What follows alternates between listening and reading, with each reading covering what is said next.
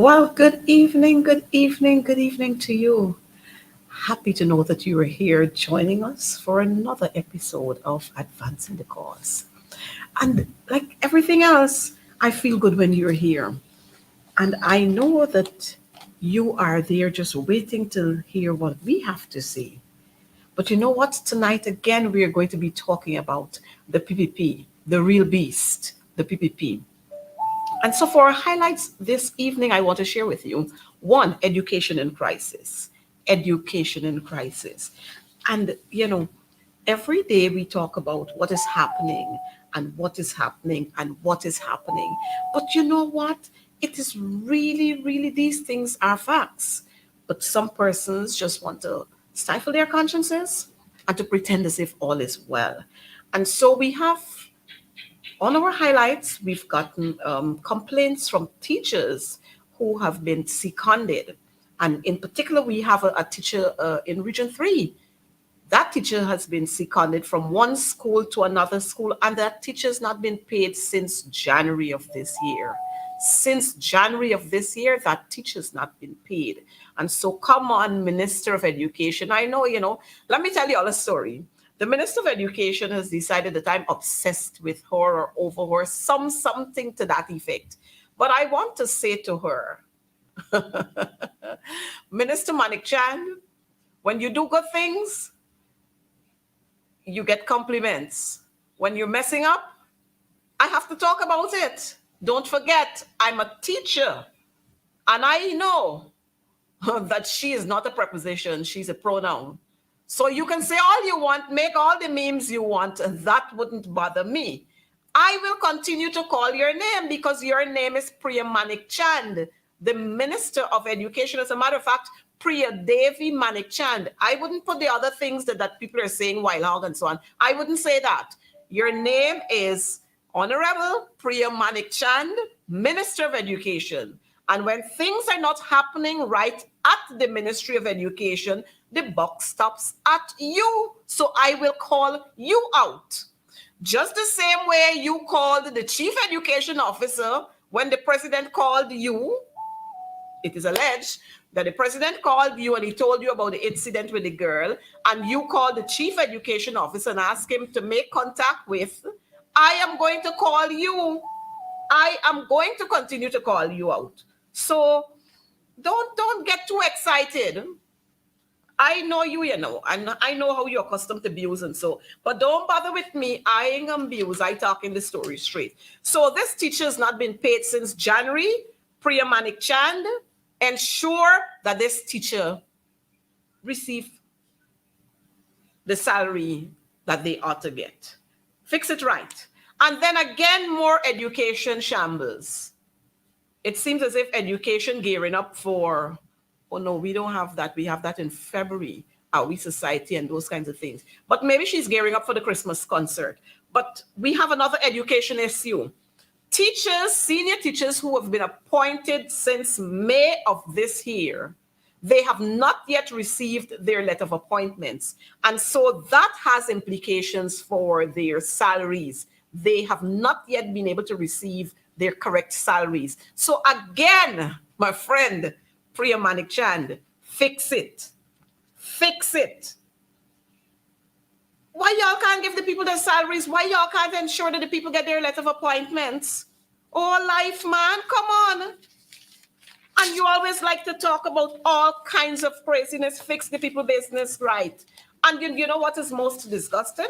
Is that these persons are expected to perform their duties. So those who would have been promoted as head teachers, they have to function as head teachers. Those who would have been promoted as deputies and as senior masters, mistresses, heads of departments, they have to function, but they're not receiving their salaries. So fix that one too.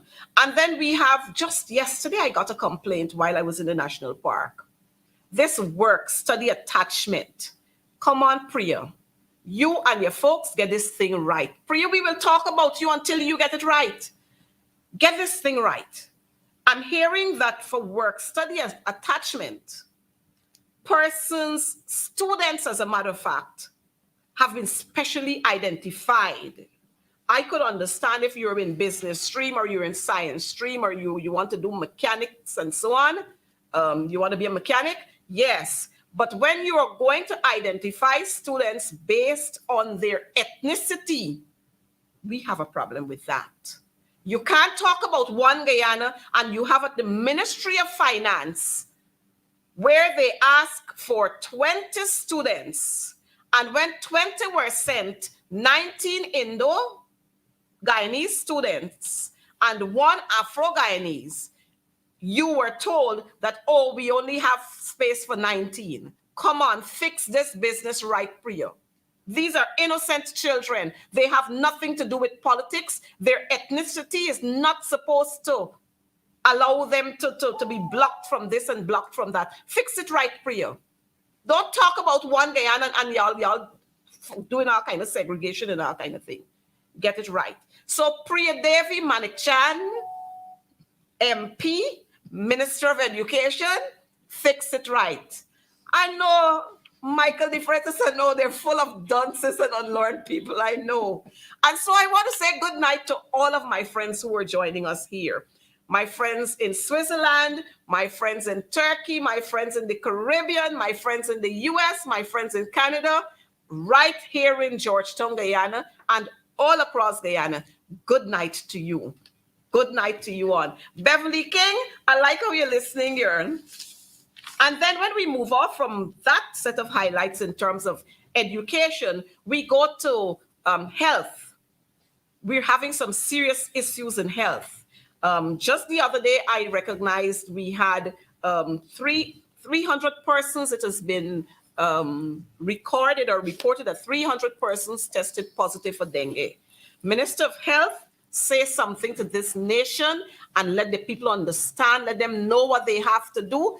Tell them what are the symptoms and how they ought to operate. We don't want any more of our citizens dying. I mean, local government elections just finished and we're happy that we were able to hold on to our strongholds and even we got into some of the PPP strongholds. We want that trend to continue. So we want our people dying. So y'all fix it right.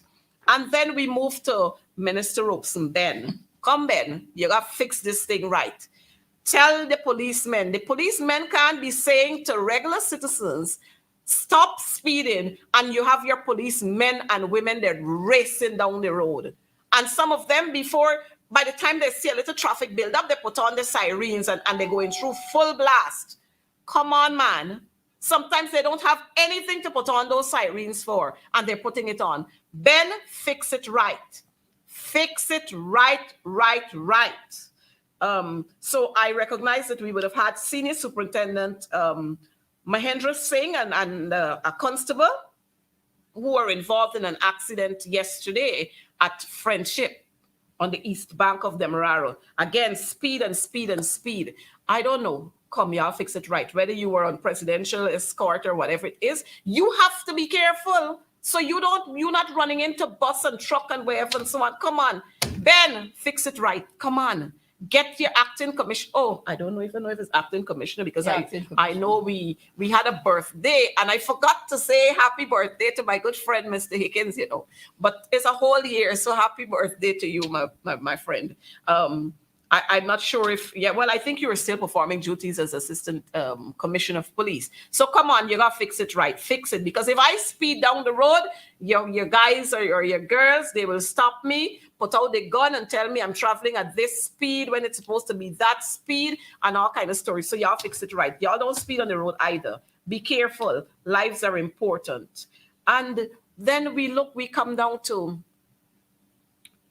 today is the 2nd of August. Yes, it's the 2nd of August. You remember that in 2020, the 2nd of August, 2020? And so I'm wondering how much do we have to show for 2020, from 2020 to 2023 in terms of what was invested in our people? I'm not talking about roads and all them big fancy buildings that you're putting up. How much investment was made in our people from 2020 to 2023 as compared to what was done in 2015 to 2020, or let's say 2018, 2015 to 2018. And in particular, I want to highlight my Indigenous brothers and sisters. What have you been able to receive? Not the handouts. Don't tell me about the handouts. What have you been able to receive between 2020 and 2023 that would have caused you upliftment? Well, I could tell you some of the things. 20 lives. 20 lives. Innocent lives were lost. 20. Outside of the 20, we had a big allegation going the other day. Well, it does a merry-go-round, come-round story. I don't really understand it.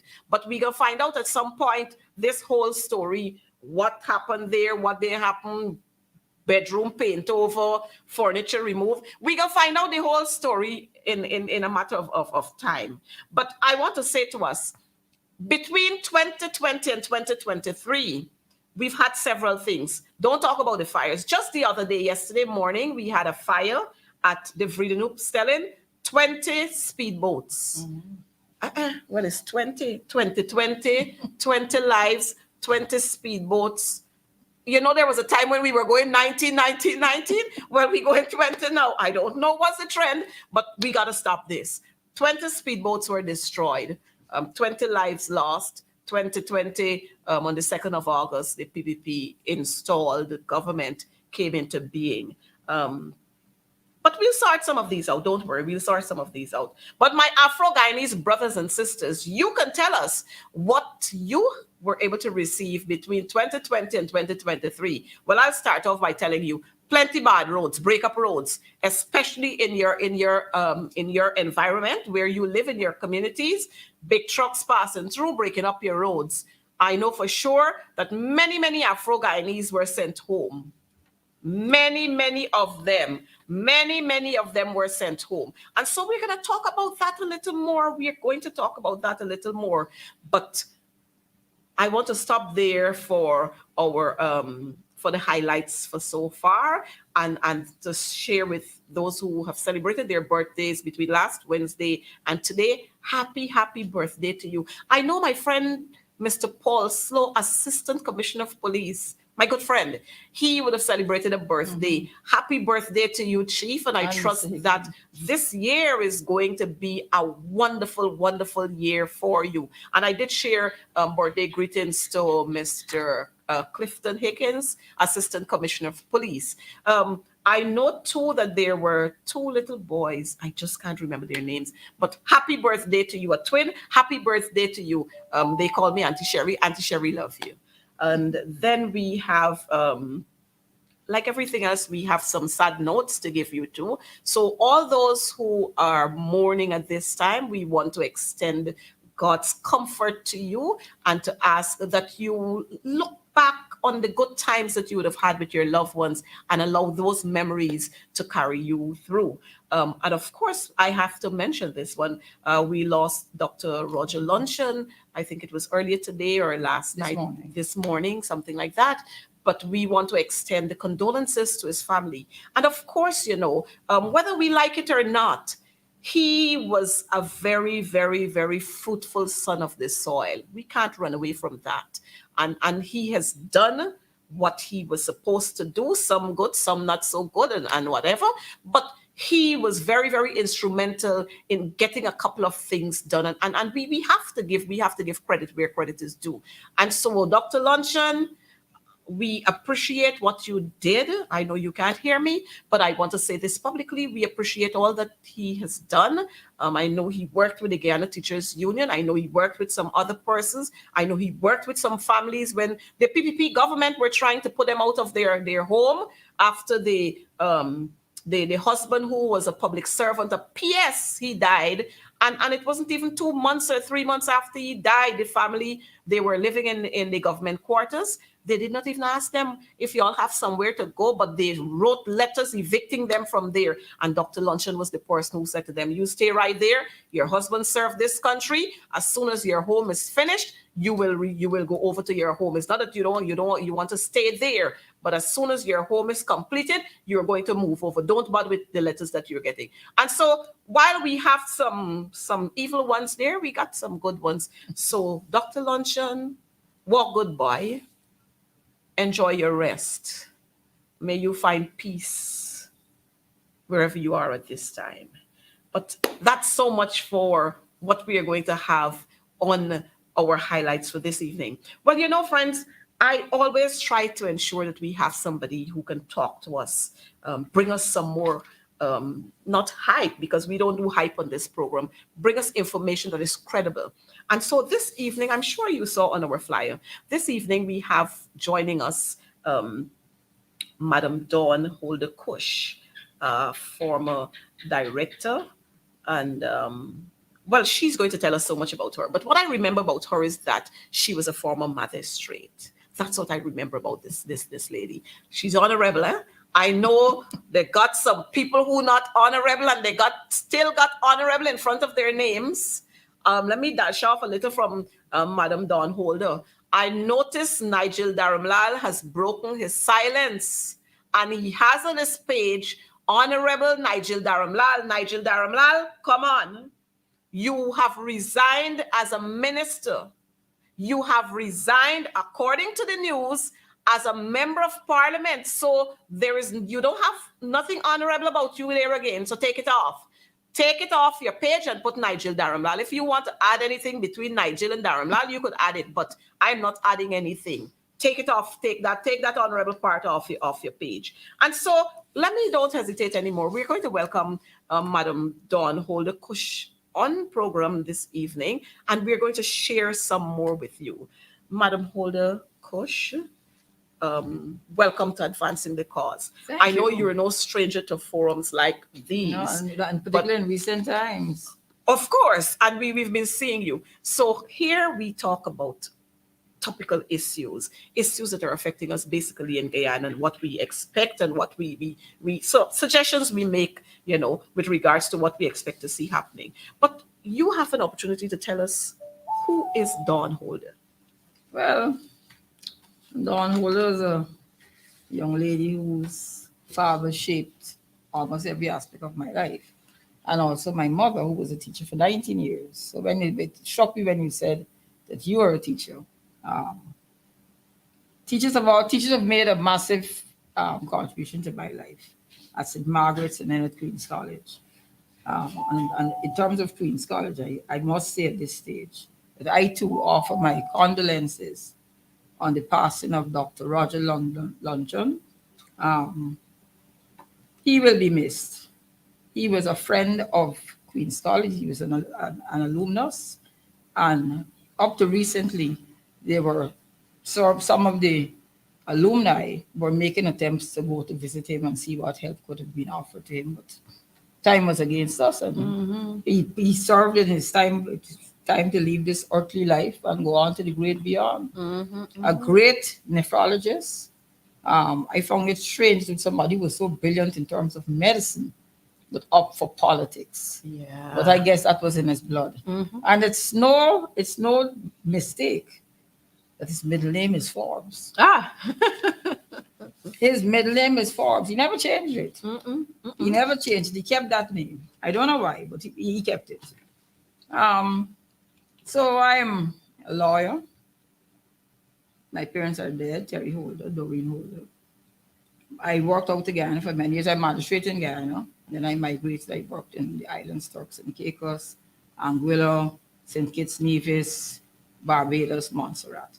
Then my dad fell ill. I came back home.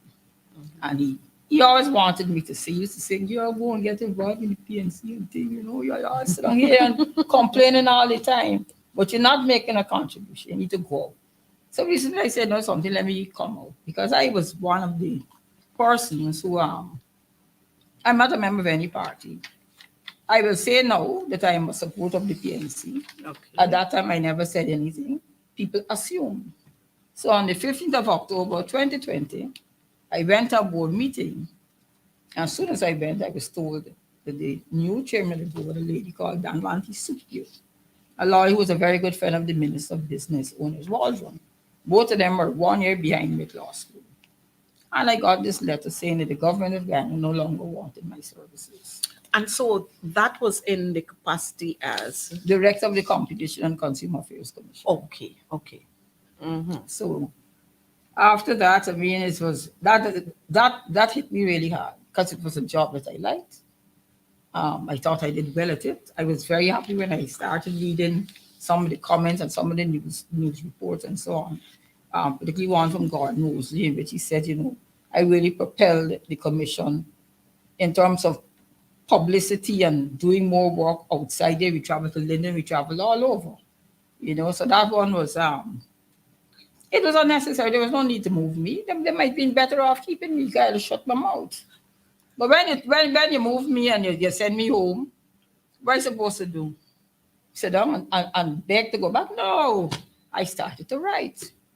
And I write and I write and I write. So when I finish writing, I quote and I publish, well, everybody will know how I felt, how others felt, right? And it is not something no government should ever do that.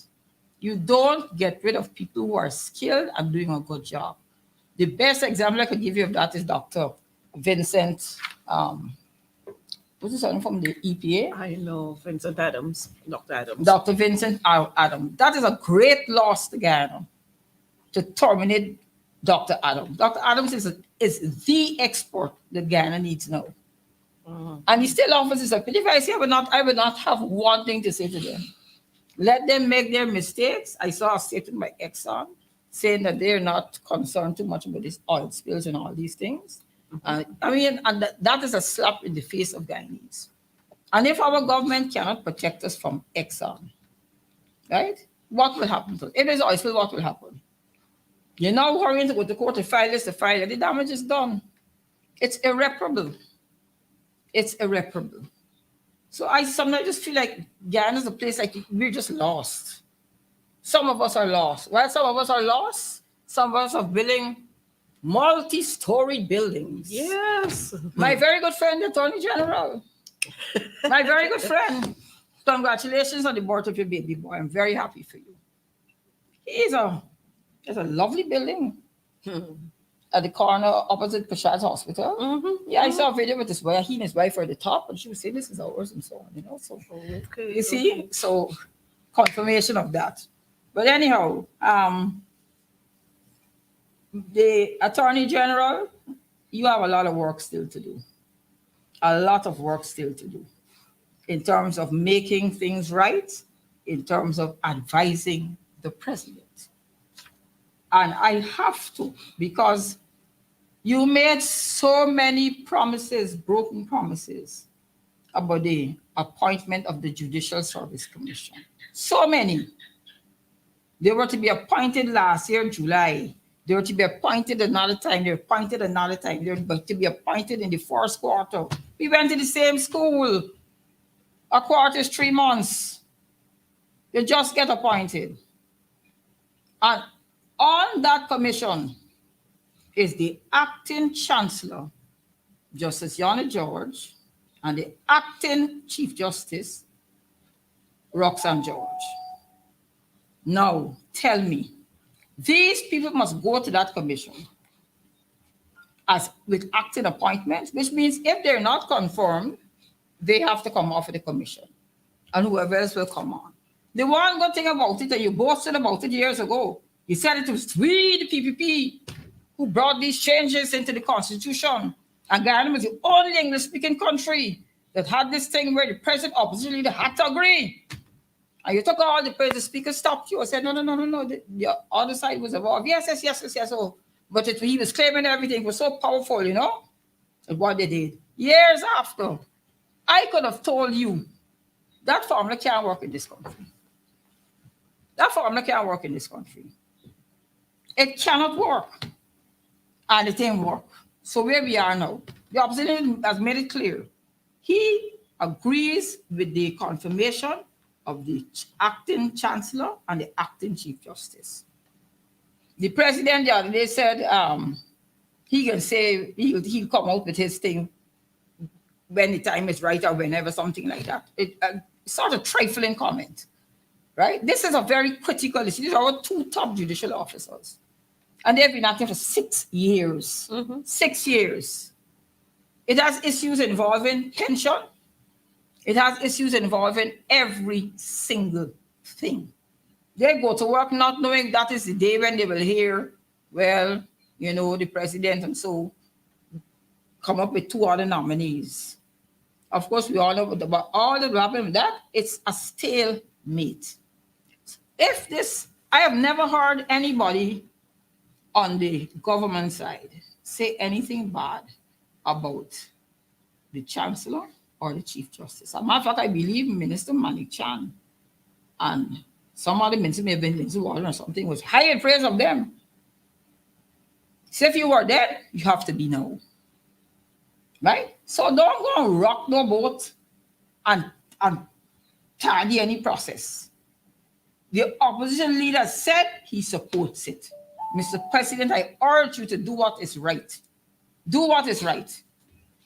These women have been there, they served. They never, ever, ever decide I'm not coming to work, I'm going to stalk out and this. They never did it. They're very decent, right? The highest integrity. They're brilliant ladies.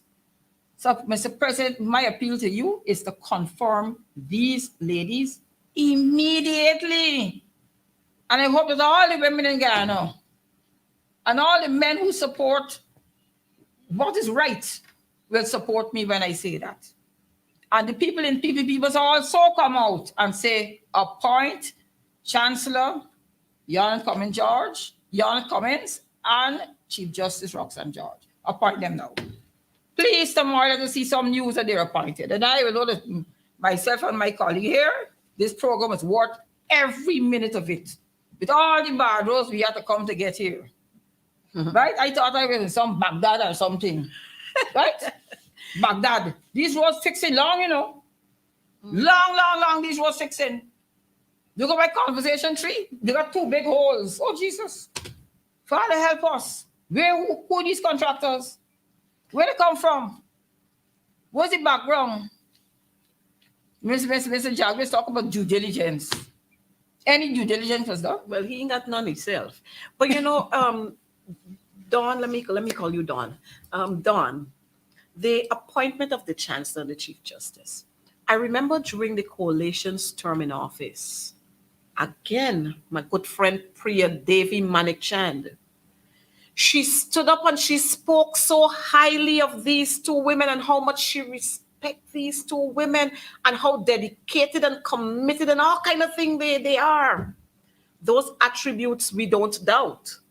But of course, she was calling on President Granger to appoint them. But it has been 3 years since they have been installed in government. What happened to Priya's mouth? Priya, you're getting silent now, girl? Why are you getting so silent? I find it strange that the PPP women, when there are issues, they are silent on these issues. And it depends on what issues. Because I think I recall an incident at the U.S. ambassador when the U.S. ambassador was leaving. Priya is my very good friend, and she knows that. And everybody, the term used, I think, was a feral blast. Mm-hmm. And Dr. Luncheon was the person who came out and said that. That is correct. Mm-hmm. That is absolutely correct. Mm-hmm. But the thing is, we have Onage, who is an attorney. She served as a magistrate too. We have Priya, who's an attorney, and Sonia. I'm going to talk about the 3 of them. 3 attorneys. But yet they can't say anything in cabinet. Or maybe what they are saying is not valid. In terms of supporting these 2 women that we have here. You might not remember, but Onage Waldron case went all the way to the Chief Justice. And the Chief Justice said that she was unlawfully appointed and she should have known better because of the Charandas Prasad decision, right? And as a senior lawyer, she should have known. So the Chief Justice made it quite clear.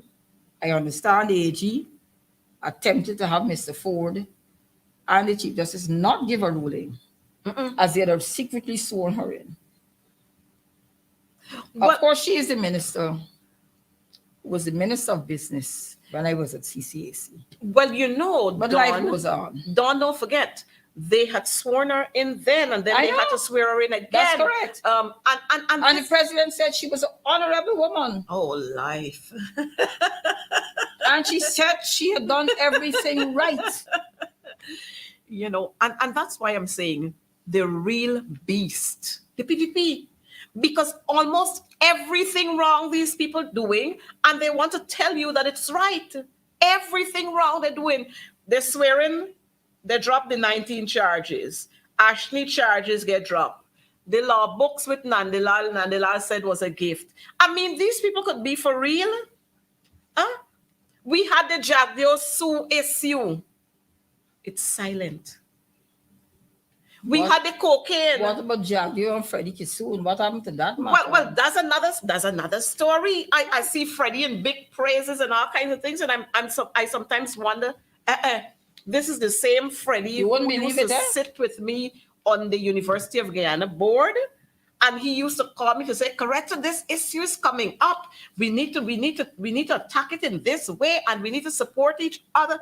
And now the same Freddie who, I don't know if it's Kwame or Kwame set up somebody to throw something in his face and all of that, is the man who beating the coalition at this time and beating up on this person and giving full praises to the PPP, the beast.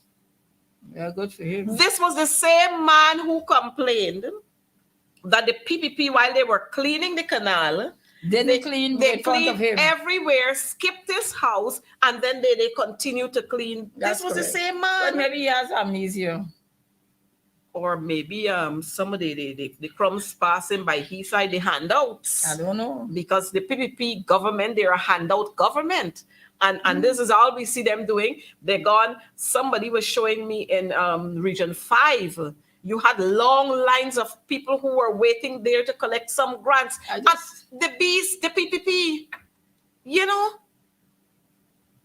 the PPP, they're real beasts. We, during the coalition's term in office, we had immigration offices set up in regions, in major regions. So you didn't have the crowd of people coming down to Georgetown. But you notice we got the crowds of people in Georgetown at Central Immigration Office again. Of course. 4:30 in the morning. Have books. Well, that's the other thing. I learned that they have books. And persons have to wait until whenever to collect your book. And if your date pass and you go there to pick up your book, you can't get the book because they don't prepare the books. I mean, I don't know what is happening. And you know, it leaves one to wonder why you're not preparing these books. Is it because you got run-ins going on? Well, I don't know where the books are coming from, but I see one day somebody has made a comment about Dr. Luncheon. That was very true. And in that Freddie Kissoon case, Dr. Luncheon did say on the oath that there were no qualified Afro-Guyanese with qualifications for ambassadors. I worked in the Ministry of Foreign Affairs. You have Ronald Mortimer Austin, Cheryl Miles, Raul Lucas, several more.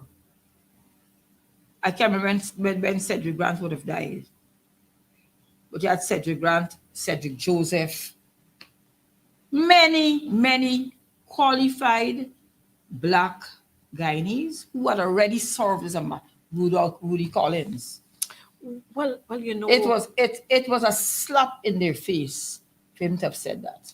Well, you know, Dawn, sometimes these persons are usually, if you look at sometimes you see people that's talking so and then they got looked down, so and then they're talking so and they got looked down, because it is what they are being given to say. That's what they have to say. And you know, a man with the kind of brain that Dr. Luncheon would have had, one would never expect him to say some of the things that he said sometimes. But it is just disgusting. And I just read in the Ministry of Foreign Affairs, I read in the Sabbath News that Mr. Charnas Prasad is still on the payroll. Well, that's another story that I don't know if you have any information in terms of what duties he's performing. Well, I don't know. And it's one of the things that I have to ask Minister Todd. when we get into the National Assembly, because I'm hearing these rumors that Pasadi name, no? Assad, yes. Whatever. Sharon Das, the no confidence man, his name is still on the payroll at Ministry of Foreign Affairs, and I'm wondering as what? And one of Nigel Damar's name is still on the payroll. Well, somebody told me that Nigel's still living in the house In the chili bar. Yes, and With guards. I have to go there to find out myself. I guards. promise that I'm going to go there and chill out and eat one evening to see if when he can come in or You're when he's going to going out. No, I'm not going to visit him, but I'm just going to find out verify whether he's living there or not. Because I mean, if he's living there, is my taxpayers' dollar paying for that? And the security. And the security. And this is what you talk about. The PPP, they are beasts. They are a set of people with no heart. No wonder they walk around the place so crazy. They had a Darmal story. I had to raise the issue of Rashley Jackson, Minister of Foreign Affairs. Mm-hmm. His son got into an incident in New York while he was Minister of Foreign Affairs. And because of that, he resigned. He said he did not want his son's issue to stay in the country. Yes. And as such, he would do what was right, what he felt was the right thing to do. And he resigned. Nobody hadn't to ask him to resign. No way. Nobody hadn't to protest. He did absolutely nothing wrong. But he loved this country more. Yes. I love this country. I remember reading about that where Rashley Jackson said, I don't want anything around me to bring dishonor to my country. That's correct. And as a result, I am stepping aside. Even while other cabinet colleagues said to him, you didn't do anything. You had no reason to do that. He said, no, it's a Jackson. He is my son. That's correct. Why we had to have all these crazy things? Yeah, why we had to have all these crazy things for Dharam Lal to decide that he going on administrative leave and then to subsequently send a resignation. But I ain't see the resignation yet. I don't know if any reached Parliament because I ain't heard this anything about it. But maybe I'll have to ask. But somebody was sworn in. Yes, somebody was sworn in. So yes, I guess they. But I am still wondering why he is still having honorable next to his name. Why? But you know, Don, we need to talk about a couple of other things. The PPP, by the time they got into office in August, in September, we had the murder of the Henry Boys and Harry Singh. What happened with that story, man? You know, Don, you're gonna have to tell us a bit about you as a magistrate. We'll come to that just now. But the Henry Boys and Harry Singh, you know, one of the mothers died, right? Yeah, so somebody told me. And the son was prevented from even coming to the parlor to view his mother because they hold one of the sons under the pretext that he murdered somebody. I remember, you know, long ago when somebody murdered somebody, they used to carry them to the funeral, police and so on. But this is a son who lost his mother and you decided you're not carrying. I mean, people could be so hard. Well, you tell me. Well, we're seeing it every day. We're seeing it every single day. We're seeing it. Look, last week I was talking about the boulevard that they did in All Boys Town. They built it up so high and the road this slow. All them the little streets. And that's not the only thing. When it rains, you know they get a flood out. Outside of that, all them streets they got a holes at the big holes. Now, while you were doing the boulevard, what happened to them little streets? One Edgel, wake up, Bishop. The Bishop. I wonder if it's the supernatural forces affecting No, but he needs to ask Jesus. He said that Jesus were alive before for the PPP. Yeah, if he was in Guyana. So he needs, Bishop Edgel, you need to ask Jesus to fix the roads. Fix the roads. Fix the roads in all areas. Not in some. Because some people have brand new roads. Brand new roads. The roads were done already, and they go and resurface them. That's you know, right. The thing is that same one there. The thing is, the PPP, we have seen them. When they're building one road, they're breaking up 5 other roads. Is it that they're breaking up these roads so that they can have more jobs for the boys? Well, I don't know. Or is just incompetence is causing these things? Well, I think clearly it's a case of incompetence. Because I understand that some of the contractors have been taken off of the jobs. But I wonder how much they've been paid. Because you could be paid so much on a project and be taken off, and it doesn't matter to you. It doesn't matter. Right? Because you have a whole set of money already and it just. So, well, you have the Procurement Commission, you have NPTAB. We will see. Well, I am hoping that something is going to be done there. Because the thing is, when you decide you're going, like again, the Bolivar, you do the Bolivar. But all them little streets, because you were using those same little streets to get the trucks to come and bring the sand and all kind of thing. So you break up all these little streets and build up a boulevard, and then the people still suffering. But are they fixing out here for you all? Well, I don't know what they can do. Don't forget this is Congress Place, This is Congress Place. But I'm saying, but it would be a very nice gesture. And we will give them some kudos for it. Of course. But the thing is, it is your responsibility to do. So we ain't already tell you thanks for doing it anyhow. No, but the roads are really horrible. And then because we had so much rain. Yes. And right? And there's something wrong with the drainage. Well, because of the incompetence. Right, because of the incompetence, they're digging up roads here, digging up space, and they're filling up all these gutters. All these gutters, they're filling up. So when they're filling up these gutters, we already used to have flooding. So you could imagine now that they're closing off some of them, what's happening? The water has even more limited space to run off. So if it can't run off, it don't flood the land. Well, I guess where they live in comfort. Well, they don't experience these things. Well, that is true, because in Pradoville too, you don't get flooding there. I've never gone in there. Well, I mean, I've never been in there, but I know. Well, maybe we should go. Yeah. I got a couple of friends who got whole houses there. Yeah, we should go. We should go take a drive through there. Wonder if they allow us though. I think Mr. Jagger would entertain us. You could, when you see him in Parliament. Well, the man already come to Parliament. The man has come to sit a day around when is it by the dining area. The man has come and sit down there with his coffee, drinking or juice or something. And say that you and Dawn Holder would like to come and visit him on Sunday. I'll do that. I think that's a good idea. And I think he will say yes. I'll do that. I'll do that. But the thing is, the ordinary people continue to suffer in this country. All the time. During the coalition's term in office, we had all these kinds of monies that we labadooshing all over the place with now. But people had started to live comfortable. Persons could have walked the streets without being fearful that the police can stop you and lock you up and then you disappear. No, the locking up now is back. Straight 72. Jeez. Right? Straight 72. And at times, at the end of the 72, they release you. Or in some cases, they go to the court and they seek an extension of time. Seek an extension, yes. I would like the crime chief to come out with statistics of success in terms of people who were charged and found guilty and those who were charged and acquitted.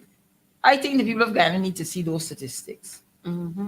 Right? Because so many people are being placed before the court and the magistrates are actually getting agitated. And this has been going on for years.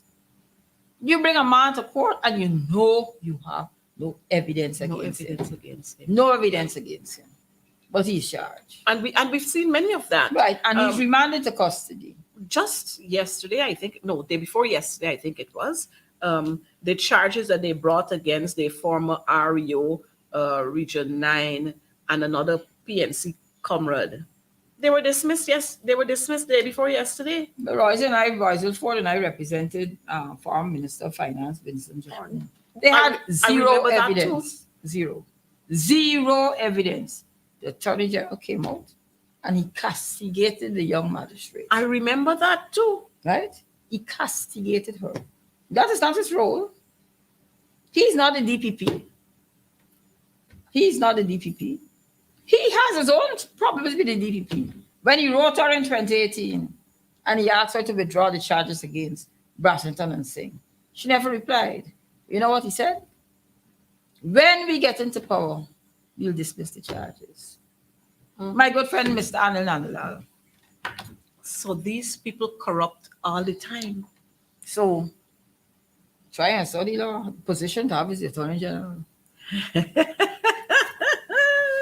There's the position to have the Attorney General. Anil, my friend in Parliament, Mahabir Anil Nandalal. Yes, this is the man who said he's not chat 2, he's a chat 3. Chat 3. He's a chat 3. And chat 3 going on and going on. I'm wondering how many ordinary Guyanese, even if we were to come together and put our resources together, if we could build a building like what Anil get down there. First of all, we'll be allowed to build a building like that. Well, the first hurdle. The land, yes, the land availability might not. Not only land availability, they might say something wrong with the plan. Yes, and then the bank might not want to give us any, But yesterday was Emancipation Day, right? And we must always remember the slaves from Victoria who pooled their money together. And that was the first village that they bought. Right? And I'm so proud of them up to today. Right? I'm so proud of them as ancestors that they were able to do that. And we today, you made the point, and maybe we seriously need to think about coming together, pooling our resources, and putting up something. And it could be something that we derive income from and also providing a service. Right? Because I think, years ago, I always looked around and I always found that blacks tend to be in the public service or in the army or in the police force or the prison service. And the Indians tended to have businesses, right? And I remember when I was going to school at Queen's College, and you had our stream, science stream, and business. And we always felt business now. Just when you're not so bright. I regret not going into the business stream. Business stream. Right? I regret that because that is the way to be. To be a business person. That is how you will survive in Guyana. Well, I shouldn't say that. I guess if you're an honest businessman, it might take blows. But if you know how to operate, and if I could get a friend like Mr. Sue, you know where he is? I don't know, but if you get in touch with him before me, link me too. Certainly. And if I get in touch before you, I can link you. No, Mr. Sue is a very important man. I don't say Mr. Sue could get away. And nobody realized that he was leaving.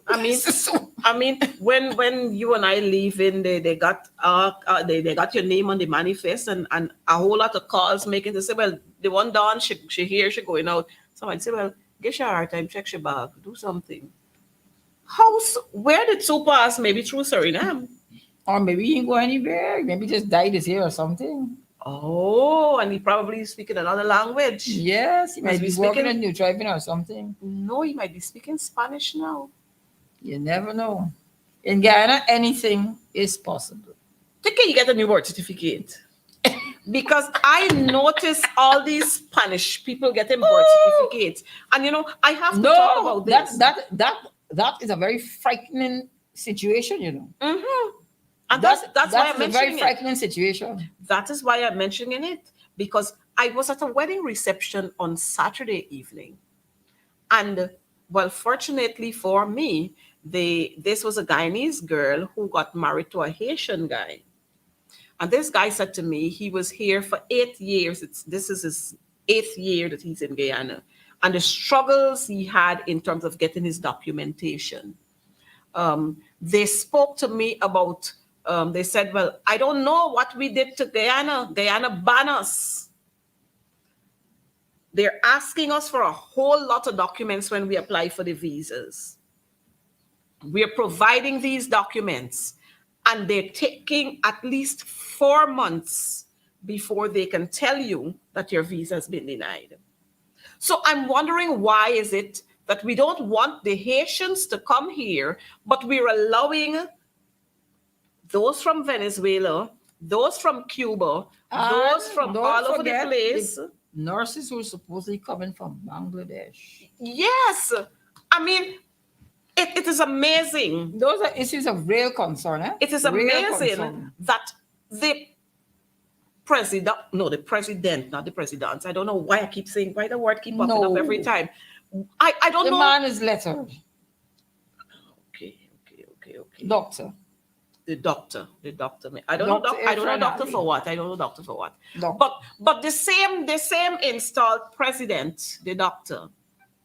This man is at CARICOM. This man giving glorious speeches at CARICOM. But yet, Haiti is one of our Caribbean sisters. You're giving, and this is we sign on to free trade, you forget? Yep. We sign on to that, but yet we don't have that happening. Haiti got to get visas to come here, and yet you And don't it's a CARICOM member state. and it's a CARICOM member state. I want to say a special good evening to my friend Winston Jordan. He says, I shouldn't have regrets of not entering the business stream. That's not the prerequisite to being an entrepreneur, much as a successful one. Winston, thank you for that. I hope you'll play a role in that. So we could have some sort of joint venture. And good night to you, sir. Thanks for watching. I know you're always there with us to give the kind of guidance. But yes. Again, these people, I don't understand how these people operate in. With one breath, you're saying something. They got to be beasts, you know. You know the beast that the Bible talk about, the beast with the seven, is a snake with the seven heads, is the beast they call him, the beast with the seven heads. These people got to be beasts because you're saying something with one voice, and then with the same breath, you're doing something else. Yep.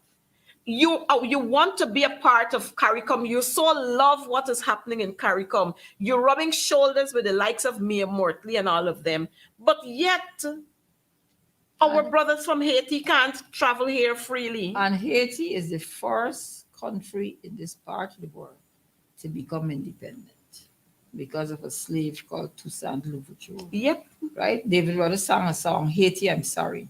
Guyana should be saying that to Haiti. Haiti, I'm sorry. Yes. We should take, the Haitians have gone through hell and high water. Hurricanes.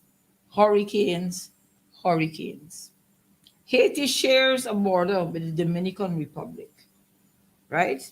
Those portions of the Dominican Republic also, and the Haitians tend to go to places like the Turks and Caicos. Mm-hmm. In the Turks and Caicos, the women are beautiful. They say skin like milk and hair like silk. Hey. Right? So they're kind of welcome there. The Haitians are treated very badly. They would take out a work permit for them and so on, and then you hear, don't give me no thing. I don't have the money to give you today. Let me call immigration on you.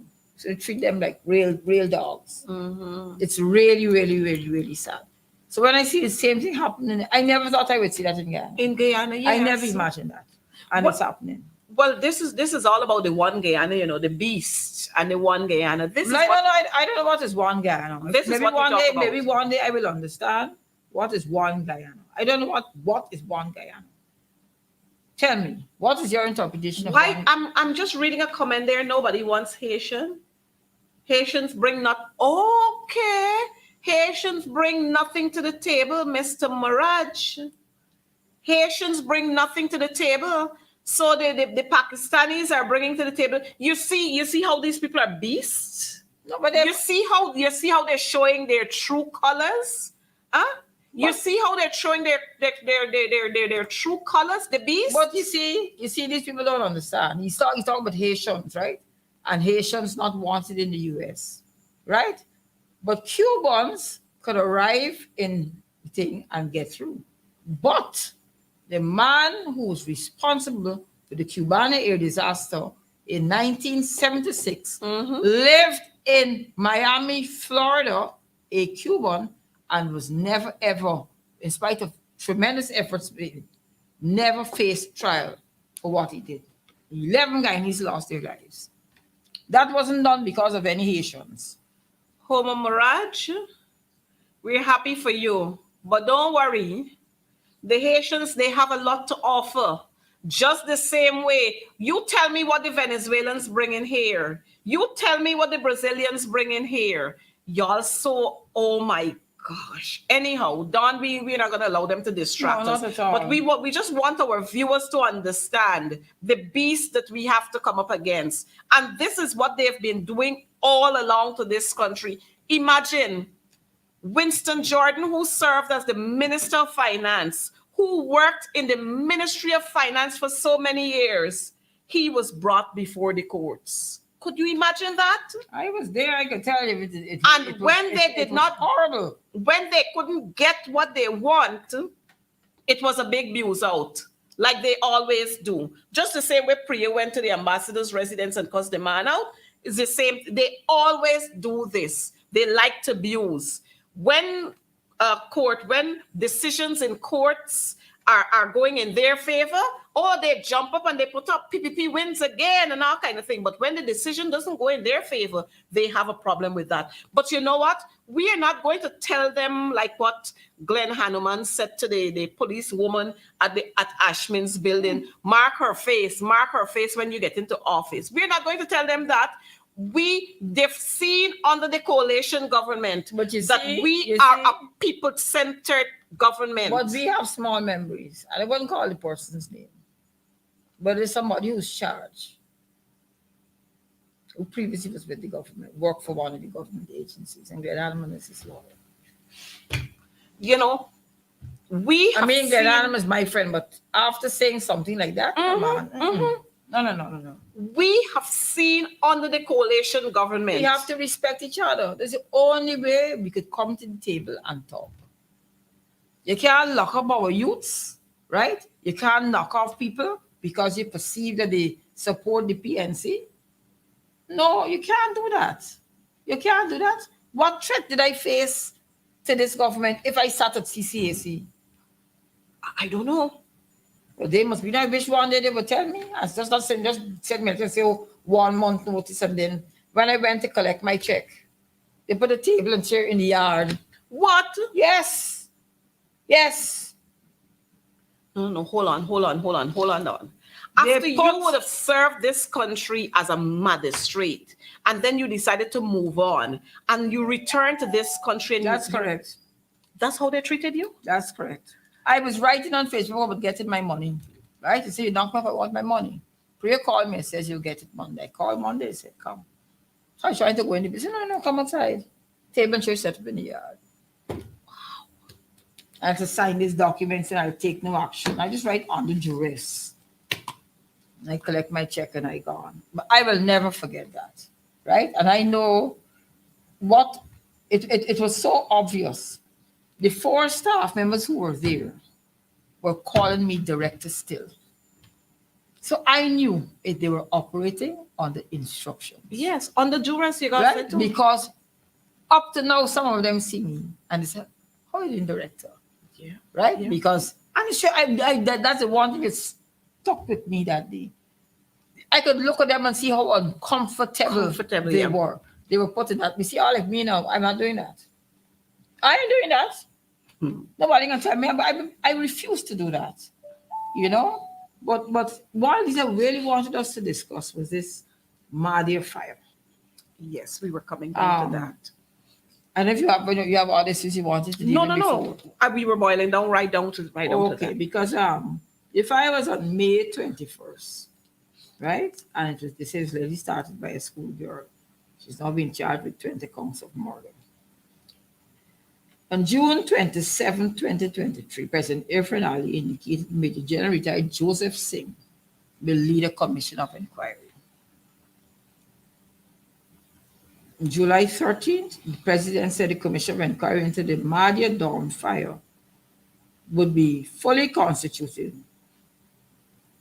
As far as I'm aware, that has not been done. Mm-hmm. So it's all these dates you have going on, right? And this thing is not.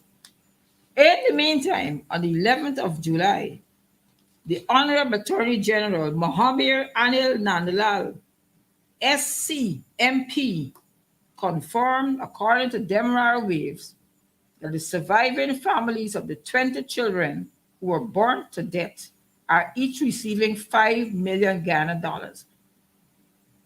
Anil Nandalal. I call you Anil Nandalal this evening. You did a course at law school called Remedies, right? There's a formula that is used in terms of compensation for debt due to negligence. There was a 5-year-old boy, and the rest were around 15, 16, or whatever. 13. How could everybody be getting $5 million? What nonsense is that? What utter nonsense is that? When you had the incident in Linden and you had a commission of inquiry, that commission of inquiry were only lawyers. You had Chief Justice Wolf from Jamaica, K.D. Knight QC, former Chancellor Kennard, former Justice of Appeal Claudette Singh, the late Dana Sita Hall Senior Counsel, right? And that CY recommended compensation of $3 million to Shemroy Boye, a 24-year-old, $3 million to the estate of Alan Lewis, and $2 million Ghana dollars to the estate of Somerset, of some, I can't remember first name, Ian Somerset, I think, 18 years old. That was a recommendation. The COI never said, this is what you must pay. That is what they recommended. And from what they recommended, you could see, they also said that it was the police who killed the people. That was the conclusion. Mm-hmm. But it is important to note that these eminent jurists did not let you come up with one formula for everybody, right? Everybody case was assessed on the basis of the facts, their age, their potential, and all those things. It could never be that everybody is getting $5 million. And I wish you would come out and say, if these families had independent legal advice, and you then just go to them and rush to them and say, oh, sign. Right? Yes, the government paid for the funerals. They have every right to pay for the funerals. But $5 million for everybody? No, come on, Mr. Nandalal. You now have a child, right? These people, children, belong to somebody. These children belong to somebody. Start thinking like a parent now. If you lost a child, right? And you want your child and everybody else, despite the differences, in spite of the fact that your child is a chatri, will get $5 million like everybody else. Suppose the other child is a Dalit. Come on, Anil. Come on. The eyes pass people. Come on, Anil. The eyes just pass people. And you know, these people got the temerity to say, oh, and we took care of the funeral expenses. You had to do that because the parents entrusted their children into the care of the state. So you had to do it. That's correct. Is not the parents like their children a fire? And if y'all had proper systems in place, that young lady would not have been able to do that. But there was no system in place. Again, Priya Manikchand should have been sent home. She should have offered I like that a word resignation. system. The president likes that word, system. Yes, no system they had in place. None whatsoever. System. No system y'all had in place. So you decided that every child, every parent will get $5 million. $5 million is worth a child's life? Is that what Anil is saying? And you did this and y'all did that and y'all didn't have to do, and this is the final. When you said to these people that you will support them continuously, y'all ain't easy. But maybe it's $5 million a year. Well, the thing said final payment, final settlement. Well, I mean, if the people had no independent legal advice, right? And if they're not, they're mourning, they're really not sure what's going on, and they may genuinely believe that the government is caring and has, been around them and attended their funerals. Everybody was there, and they took even the sick children to the Umanayana. I was coming to that. I was coming to that. So, I don't know. I'm not sure what could be going through their heads. If you have any sort of heart and feeling for children, right? I have never lost a child.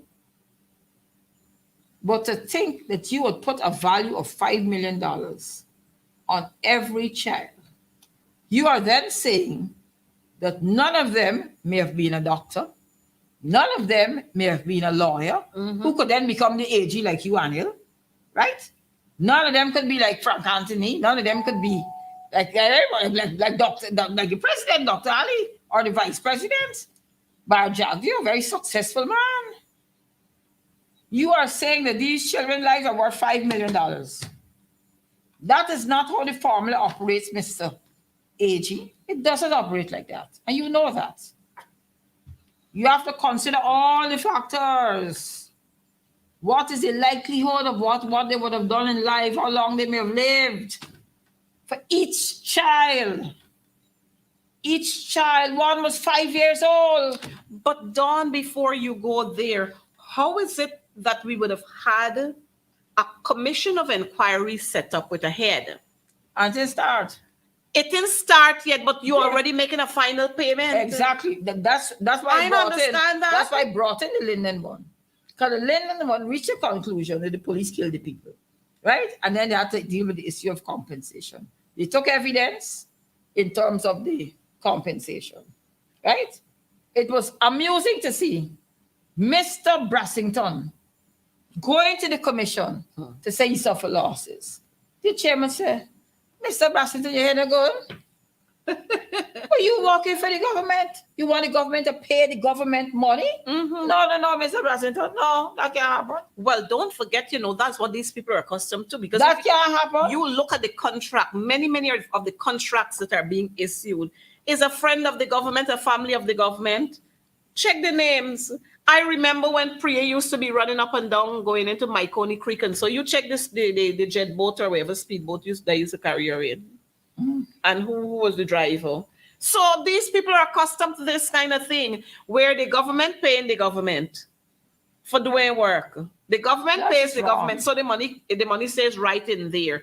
But it's disgusting. But again, when is this commission going to be sworn in? When would we hear who are the other members of this COI? But what was the opposition invited to submit any names? No. You see that is so wrong.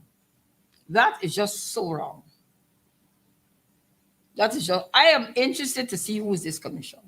Well, maybe that's why they can't. Well, I shouldn't say that's why they can't have it. So if the commission comes out and says it's really gross negligence and all these terrible findings, right? But these people have already signed and received $5 million as a final settlement. Which may look like a lot of money, but in Ghana, but it's not a lot of money. And not only that, it is for something that you could never replace. Folks, I am really, really hoping that you are seeing the line that we're going down. And Darren Kissoon, good night to you, and thanks for watching this program. You were probably blind, dumb, and deaf, so you weren't sure what Coretta MacDonald was doing all the time. But Coretta MacDonald has been speaking all the time, and if you're not aware, then get yourself equipped with go check on the internet and so on, check for GTU and so on. If you don't know anything else, check for GTU. Yeah. Or your defense former magistrate will be that. What? Oh yes, he has another one there. What were the prisoners of Camp Street and Lusignan paid? Or your defense former magistrate would be that they were prisoners. Darren, you tell us. They lit the prison on fire. They lit the prison on fire. They're responsible for that. What nonsense. What nonsense. Well, you know what? These folks, I like when they watch these programs because you know what no, they do? Because they listen to too much of propaganda. You know, when they watch these programs, they're informed. That's one. Two, they carry the information, they record it, and they carry the information to my friend Priya and so on, so that they can cut out what they want. And of course, his name is not Darren Kissoon. I know his name is not Darren Kissoon. But put up the right name. I just don't get this fake profile. That's the PPP. They always want to be sheltering under some shady something. That's the PPP. The real beast, the PPP. Confusion. And night you should invite Critic to come on the program. not to desecrate the hair. I don't know Not if to he saw, desecrate in hair. he saw his hair. Well, Critics has been my friend over the years. Oh, you know him a long He time. came to prominence when he was the man who lashed off the what do you call it that they hook up on his car wheel, I think, or they park him when they Oh, the the park, parking the machine. clamp. Yeah, the clamp. When they clamped his wheel, he came to prominence then. This was the Oh. same man who was so upset and he wanted to see things change and so. But I think the handouts just do a lot of things. So we want to well, no matter with them. We gotta tell critics good night. Good night to everybody else except critics.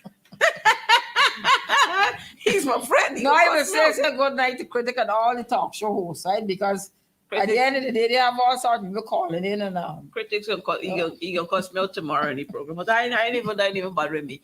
But on a serious note, a chairman has been identified for the CUI, and then just last week we saw the region in Region 9. They would have dismantled the remaining structure of that dorm, and they were using the debris from there to fix the roads. I'm saying that is so disgraceful. No, a commission is supposed to be in place. You didn't leave anything there for these people to go and pick up samples and so on. And you know what? But that is deliberate. That is no mistake. I've been saying this all the time. That is no it mistake. seems as if these people got something to hide. That is no mistake. As a matter of fact, was it yesterday? Yesterday in the national park, that issue came up in a conversation, and somebody said to me, you know why they're doing what they're doing and why they're hurrying up this thing? So, because they had several pregnant girls in there. Several girls were pregnant, and one even went so far to say the REO, and I'm reporting what the person said to me, that the REO, some prominent PPP businessman in there, some young lady is one of the young girls there got pregnant. They removed the young girl from Madia Secondary and they sent her to President's College, and she's living somewhere somewhere in Success on the East Coast. There, she's living there. I think she got the baby already, and she is returned to school. But they transferred her from there and sent her to President's College. Remember, President's College is School of Excellence, eh? So they're moving. Mr. Darmal went to that school. Yeah, Darmal went to that school, and I'm saying that the students, the past students and the old students association, they're so, I guess they're so disappointed that they probably, some of them probably feels they're so embarrassed to wear their purple right now. And this is the same Darmal who just would sit in Parliament and talk about President's College, and I'm a President's College old student, and the purple, and look what he did to the purple. Oh my gosh, we can't talk the story tonight. We can't talk the story tonight. And next night we can talk Darmal's story. But I know you saw the videos and who recanting and who canting, and I know you know it. But we can talk the story another night. Yeah. But this thing with the 20 lives that have been lost, and here it is. We're coming up to September, Amerindian Heritage Month. In another four weeks or so, we're coming up to Amerindian Heritage Month. I mean, what do you tell our Indigenous brothers and sisters? How y'all going to smile with these people when you're treating them so badly? I was going to complete what I was saying about the Madia, the debris from the dorms. That person said they saw chain. They found chain. But that is such a foolish move. Very foolish move. So if you're finding the chain, remains of a chain there, it means that some ash or something must have been left there. Of course. And when I remember when there was a mother who was crying on a video, and she said, when they were coming out to go to when it was the memorial, wherever they had something they had there, and they said to them, dogs were carrying away bones. Oh, and they quick time, the PPP tried to hush that thing up and said, no, it's not true. But I want to believe now that it was true, because that place was not blocked off. And so all you were smelling there is the smell of burnt out flesh. Burnt flesh you were smelling. And so that scent would have attracted dogs and so on. So the school is still in operation? The school is still in operation. The dorms is away from the school. Okay.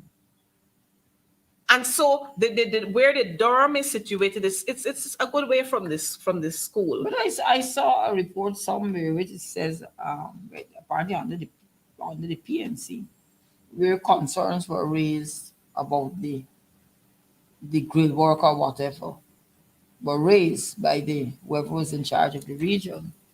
Well, I am not sure that I saw that report. The report that I saw is that there were questions from the fire service in November and in February of this year, November of last year and February of this year. So concerns might have been raised, but you didn't see anything happen. But right now we're seeing that there are confirmed reports that fire said it was not safe.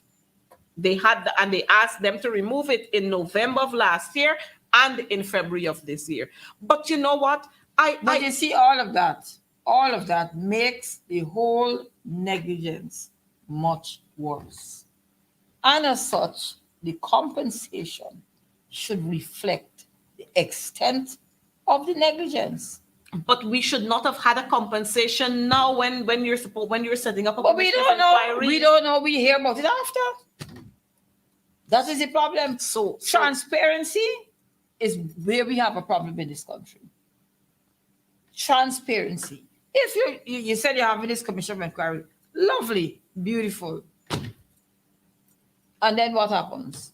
$5 million payout. That's correct. $5 million. $5 million. That's correct. I don't know who were the persons that did the math and they arrived at this $5 million. Maybe some of the the ability to not be able to count probably rub off on some of them, because remember they said that Nigel couldn't count, but this Nigel went to that Nigel to represent him. Yeah. That's another story too. That's another story too. But viewers, I want you to understand that the PPP are a bunch of people who they're racist, they're corrupt. Operator, I think you have that one there. They instill fear. They like to discriminate against people. They enjoy dismissing, especially Afro-Guyanese. And let's not have any qualms about that. It's a fact when we look at the amount of persons who were dismissed. So you see, the PPP is built on fraud. They're built on fraud, fear. All right, we're gonna get it in a while, but that's the beast. That's the beast right there. That's the beast right there. And you see the tree that we got there. We must add Priya's picture to this thing here. We must add Priya's picture. Dr. Jagger looks very worried. Well, he's worried right now. He's worried about not only one thing, not only two, not only about Sue. Not only about the cocaine, not only about the issue with the Mohammeds, he's worried about a lot of things right now. A lot of things. So that's why he got to look that way. But I noticed they're trying to paint a picture as if they're not racist, as if they're not vindictive, as if they're not corrupt. But I mean, who no? Of course. Don, you know. Of course I know. And I know. It's not two things Jagdio did to me when Jagdio was president. Look, we got. Look what Exxon saying. Look. I tell you, I was telling somebody this, it is unbelievable. It is disrespectful to Guyanese. And yet Barrett Jagdio sit there and he's very quiet. Imagine Barrett Jagdio and Anil. But when they were in opposition, Raphael Trotman was this deal maker, and they're going to change it if they come into office. Yes. Change what? Same way when they had this thing with President for Life. And Dr. Jagan came into power, and he says it depends on who is the person. So there was no need to change anything. No need to change it. But imagine the PPP, and we have to, persons, you have to understand that the PPP are no easy bunch of people. You remember the pains we had to go through for them to recognize Comrade Hamilton Green and the services he gave to this country, and for him to be able to get his prime ministerial pension. The coalition had to fix that. These people not easy, and now Even Sam Hines enjoying it. Of course. Even Sam Hines enjoying it. It's rough. It's... The beast, why? The PPP ain't easy. But we have to look forward, right? We have to look forward. And people have to start thinking for themselves. People must be honest enough to say if they're satisfied with the government's performance. All Guyanese, not just Afro Guyanese, Chino Guyanese, all Guyanese need to sit down and say if they think that this government is doing a good job and should be allowed to continue at the next election. Mm-hmm. Right? Mm-hmm. People have to look at it from how they're going now. It's like a real slippery slope. Real slippery. It's too many. I mean, this whole media thing.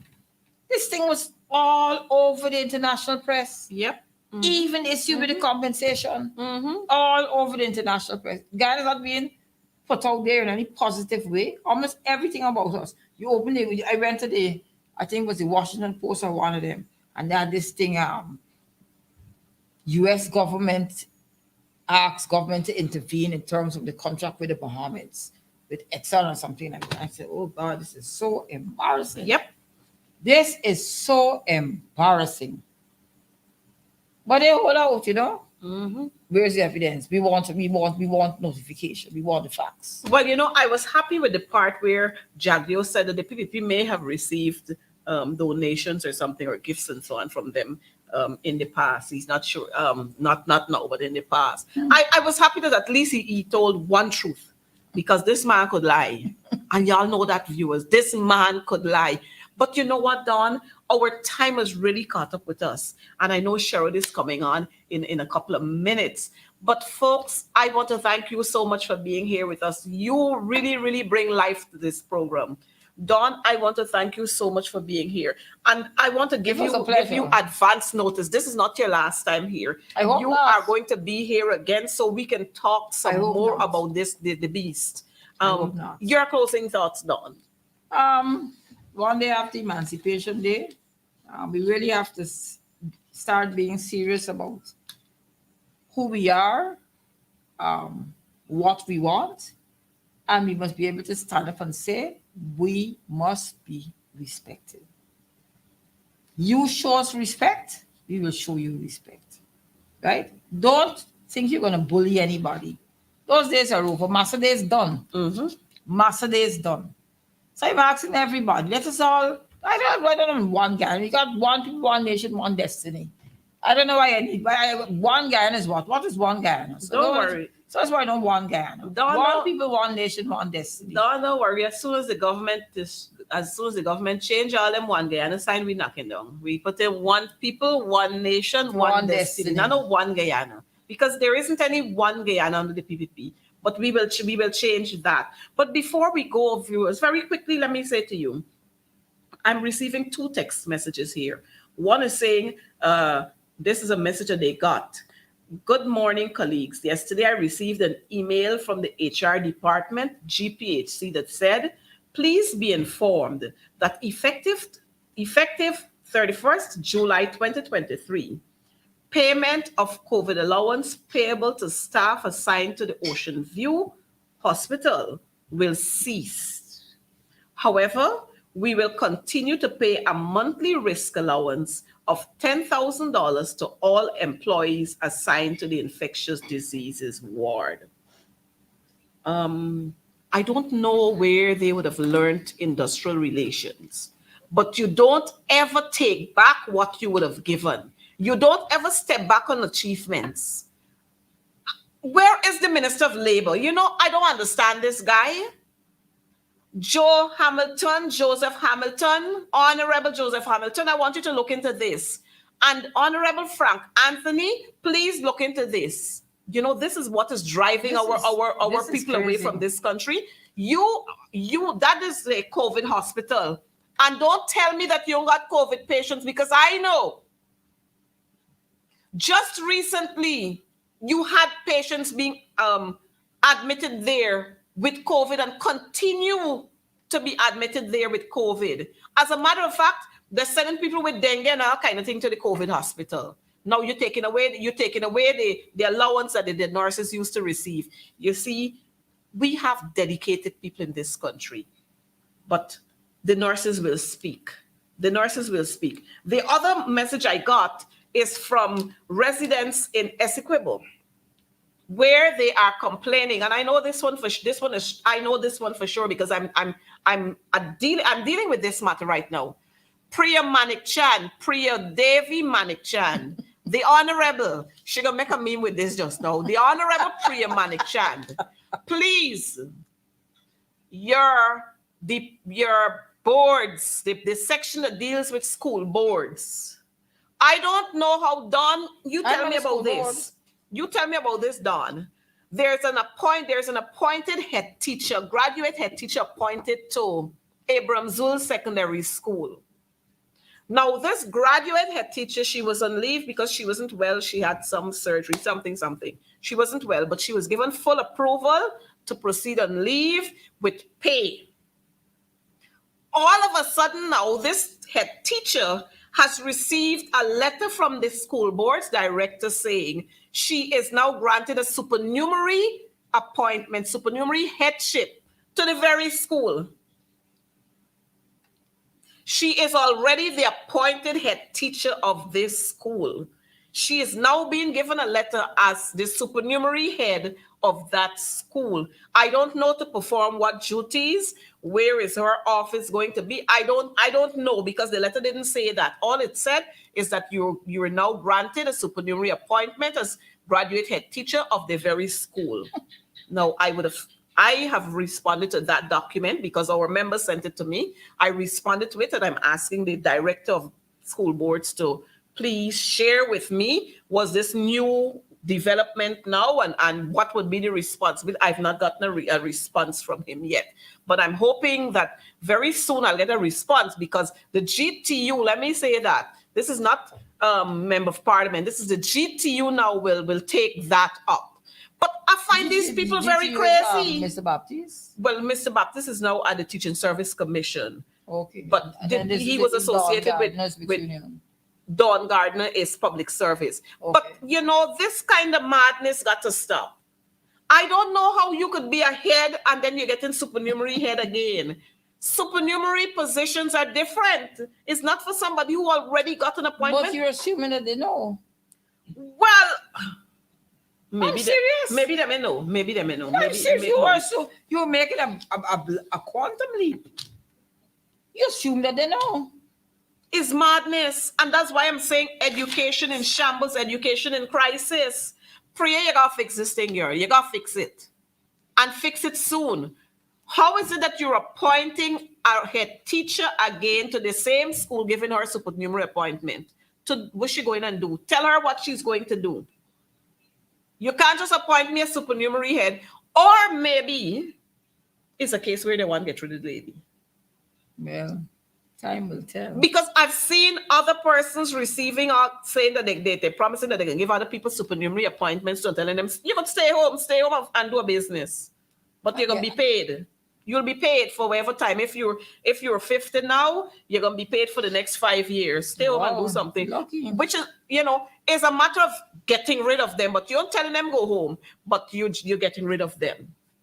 It's crazy. Wow. I've seen them in the system paying teachers to stay home. They're sending teachers on administrative leave for long, long periods and telling them to stay home. Why? Well, I don't know what. This is not a case where there was an infringement, where this is a disciplinary matter. This is a case where some teachers are being sent home. So you have too many teachers or something? Well, it's not that we got too many teachers. It's just that the ministry want to get rid of some people. Oh. Some head teachers, they want to get rid of some head teachers who they can't penetrate. So they're using all kind of meandering thing like snakes to get rid of these people. But that's another issue we have to deal with. But I needed to bring it out because it came in a message to me. So I needed to highlight the public. But Dawn, as you were saying before we close, strange things are happening, right? Very strange things are happening. I mean, what you told me just now, that blew me away. I can't believe you're paying people and they're not at work. They're prepared to work, but you send them home and you're paying them Mhm. just because you don't want them there. Yes. Well, they're lucky they could have done that with me. I'd have been very happy. Well, you know. But anyway, I kind of too old for that now, you know. um, we have to pray for our country. Mhm, mhm, mhm. You really have to pray for our country. There's too much evil all over. The disparity in how people earn and live is too wide. Mhm. We have a serious issue with the haves and the And they have-nots, not. Yeah. Yep. right? And it's very glaring. So some people be living in Safari, look across the road. And Yes. when they see some of these, I call them monstrosities, Hmm. because they have no architectural special features. It's just you have money, you can build big, 4 stories up. I powerful like big. And if you don't have money, you live in a And shack. then exactly. And then opposite now is a man who trying with 2 cows and thing. Mhm. Right? And And then this is not a case of this has nothing to do with race at all. Because sometimes it's Indians and Indians in most cases. Right? And this part is just too much. People are struggling. The prices in the supermarkets and in the market is ridiculous. Mhm. Ridiculous. So I guess we can get a handout now to ease the Mhm. ease the problems. I hope Priya got a little handout to give to the parents for schools that would be reopening pretty soon because they already spent out the 40,000, right, Priya? So I hope you got a little frick to give to them. Anyhow, folks, it was nice being here with you. We have to go. We really don't want to go, but we have to go. And so we want to thank you for being here with us. We'll see you again next week at the same time for more on advancing the cause. In the meantime, be careful with the water around you. You notice we got lots of stagnant water. Throw some bleach in front of your gutter so that you'll be able to kill whatever is bubbling up there. Be careful with your drinking water. Don't trust GWI. Boil your water. If you can't buy water, boil your water before you use it. Be careful. I notice persons are complaining about rashes on their skin. Be careful. Put some bleach in your water before you bathe, or some get the Dettol soap to bathe with. We can't take chances. Be The safe people on the roads. be safe on the road. The PPP want to kill. They want to kill you. Let me say so. They want to kill you. So they're doing all kinds of things to kill you. When it's not GPL bill, it's the blackouts from GPL. When it's not nasty water coming through your taps, is the water cut off from since when? When it's not the, is the high cost of living. When it's not the high cost of living, they're breaking down your homes in like what they're doing in Mocha, they're doing other places in Buxton, in West Coast, Berbice, all over the place. They're breaking up the people's homes. So the PPP want to kill you. They want, they're regularizing some squatting areas and they're regularizing other squatting areas. So it can't be one Guyana. It could never be one Guyana. So until then, remember, we are one people, one nation with destiny. one destiny. Have a good night and may God bless you. Take care. I'm such a fool.